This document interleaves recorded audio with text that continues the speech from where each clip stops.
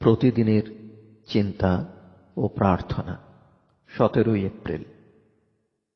দিনের প্রধান চিন্তা। মৌন অভ্যাস করিয়া আমরা নিজেদের আধ্যাত্মিক সত্তা কি সেই জ্ঞান অর্জন করি এবং তাহার সাহায্যে আমাদের বহির্মুখী মানব সত্তাকে দৈব সত্তার সঙ্গে সুসংবদ্ধ করি।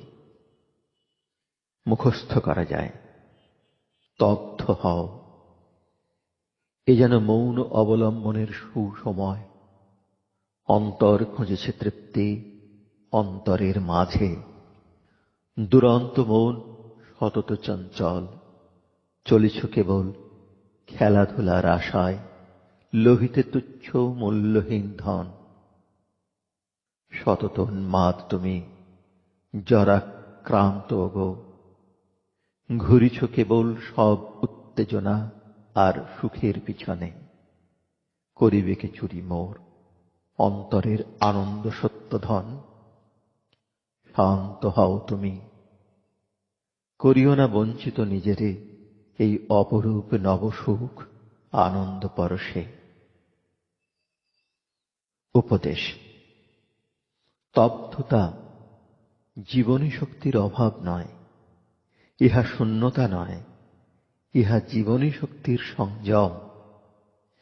মৌন অবলম্বনের উদ্দেশ্য এই যে সেই শক্তিকে সংযত করিব।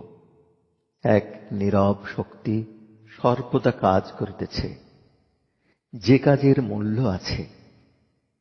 মৌন অবলম্বন করিতে শিখিয়া আমরা নিজেদের সত্তার পরিচয় পাই। সেই জন্যই জ্ঞানীরা কত সময় মৌন হইয়া থাকেন।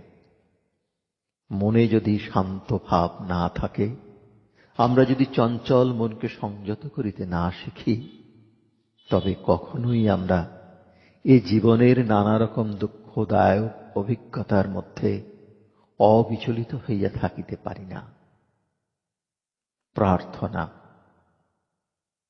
হে পরম দেবতা, এই নীরব মুহূর্তে তোমার কাছে প্রার্থনা করি, তোমারই স্পর্শদানে আমাকে পূর্ণ করো। তোমার সান্নিধ্যে আমার সকল সংশয়, মনের সকল গুরুভার দূর হোক। আমি যেন তোমার দিব্য আবির্ভাব ও নিরাপদ শক্তির মধ্যে বিশ্রাম করি। আমার সকল হৃদয়, চিন্তার ধারা এবং অনুভূতি যেন মুক্ত হইয়া তোমার দিব্য অনুপ্রেরণা লাভ করে।